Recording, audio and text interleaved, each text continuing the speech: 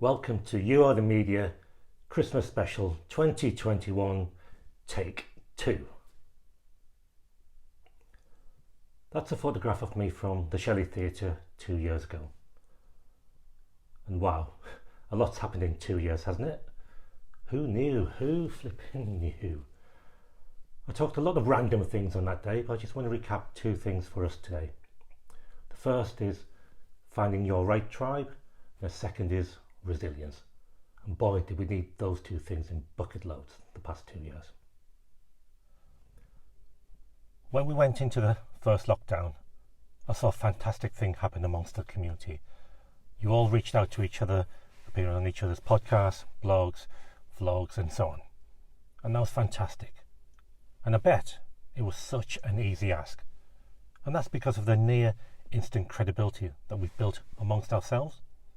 So easy to reach out and also so easy to say yes. And providing that support in times of unknown, that's what a good tribe does. Yeah. I don't know, sorry. There's somebody asking for directions there. Alright. Who can ever forget John Burkhart's sea shanty episode? It was magnificent, wasn't it? But it wasn't the song itself that's stuck in my mind.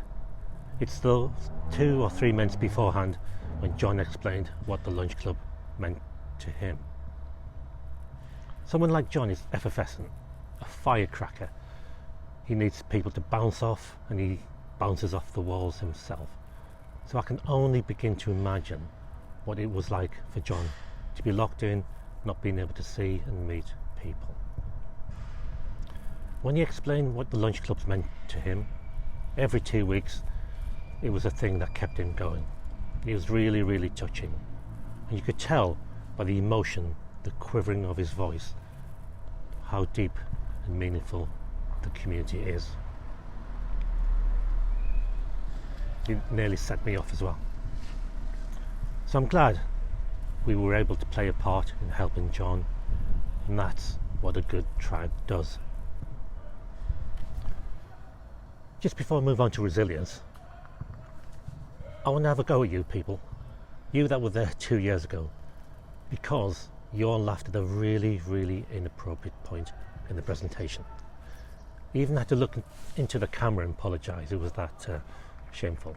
But I will recap for everybody else. I had a slide with hashtag 3am up on screen. And for me, as a business owner, and it can equally apply to anybody else in life, it's that point in the morning when I'm lying wide awake, just staring at the ceiling, trying not to wake my wife up, but with the burdens of the world on my shoulder, my mind racing at 100 miles per hour. And that kind of affects your well-being, and my business partner would pick up on this. And he'd ask, Gordon, what's wrong?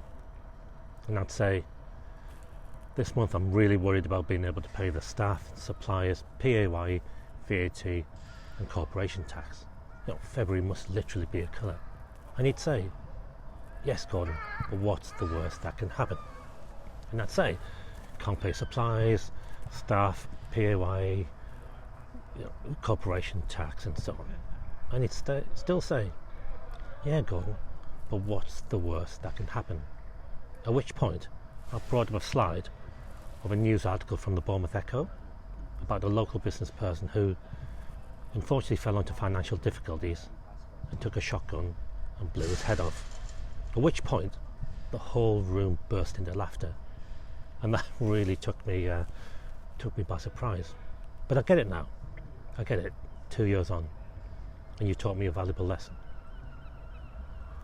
Through the lunch clubs I've learned it's about the content journey, the storytelling and the narrative.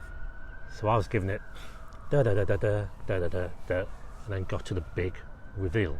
Which point you all went, no, Gordon, what are you doing? You're a nice guy, you're a quiet guy, you're a helpful guy, not relentlessly slow like John Espirian there, but you're a nice, quiet, helpful guy. Why are you showing us this page of death?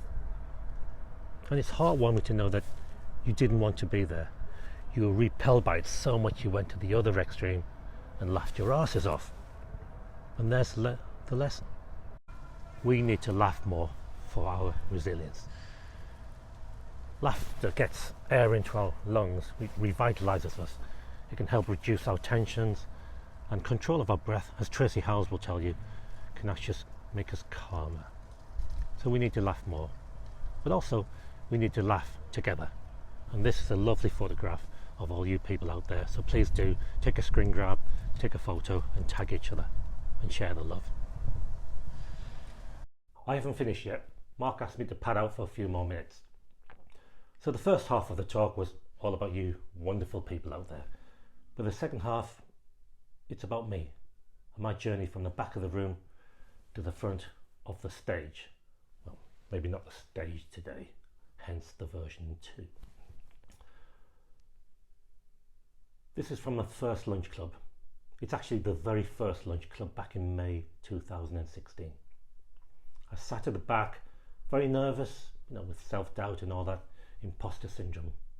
I thought after 15 years in business, I'm turning up to learn about things and I could get found out as somebody who's winging it. How come he's got so far in business and he doesn't know half of this stuff?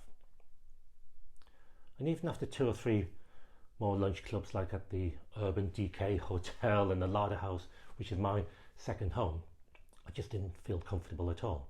And it took me probably 2 years to get comfortable in the sense that I was able to stand at the front and share snippets as part of Mark's lunch clubs, and another year after that to stand at the front and do a talk in front of 100 people. So it took a while, but the lesson I've learned is that we must take the compliments along the way. At times we can be too British and too self-deprecating. An example, I've been on Andy Taylor's LinkedIn live stream, Emily and Alan's Yellow Tuxedo Coffee Morning, and even Mark Schaefer's Clubhouse Room. I've always been welcomed in as, hey, it's Gordon Fong, the legend that is Gordon Fong. And inside I'm cringing like anything, that. But I've learned to take it as a good compliment because it comes from a genuine place, and it'd be rude not to. Even Mark Schaefer said, hey, Gordon, you are a legend. Every day I'm learning from you. And why have you given me a serial killer's voice? I don't know, Mark, I don't know. I'm just ad-libbing and it's gone a bit wrong, hasn't it? So yeah, let's take those compliments because they build up over time, and then we can do special things after then.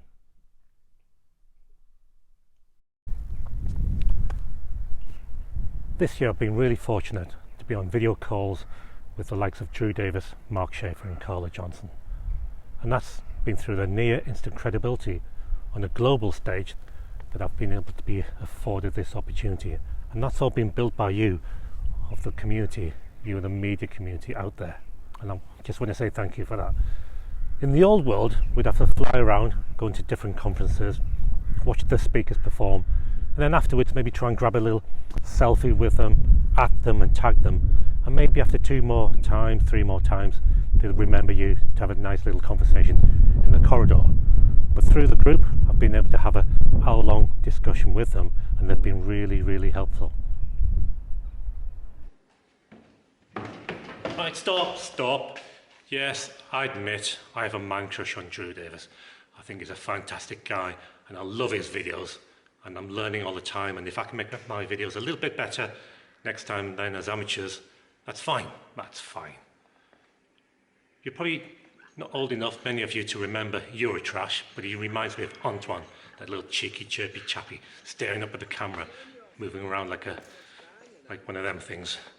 And Mark Schaefer too, when you listen to Mark Schaefer, it's like being one of those Bond villain pets getting stroked while he's talking about being known, about the most human company wins, and about cumulative advantage.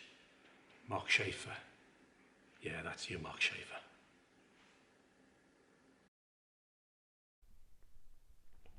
Just before I go into the last slide, I just want to pause a little and reflect on the past 2 years. It's been tough. It's been absolutely tough for all of us. And it would be far too presumptuous of me to say Yay, we've all come through COVID, well done everyone. Because I don't know. I don't know how each and every one of you are feeling. But what I can say is that now that we can meet up, let's rekindle those friendships. Let's rebuild those relationships further. Also, for those that can't make it down to Bournemouth, let's reach out to them and build our relationships with them too. Because this is a great community and that's what a great tribe does. This hasn't been a TED Talk. It's not that polished, you know me. But it's been a different kind of TED Talk. It's been a Ted Lasso style talk. Not all of you will know who Ted Lasso is because it's a TV series on Apple TV. But all you need to know, it's a heartwarming program about the quiet ones, about the underdogs, and about those that may have one or two challenges to come through, after which they can really, really thrive. And that's what this talk is about. And that's what I'm about, I guess. And in that spirit, I hope to see somebody different here next year on stage. Maybe not my stairs. But whoever that is, it may be one of you from the crowd or somebody that we haven't met yet. But whoever that is, this will be your spot and this will be your time. And I, for one, am looking forward to that very, very much. Thank you, everyone. Merry Christmas.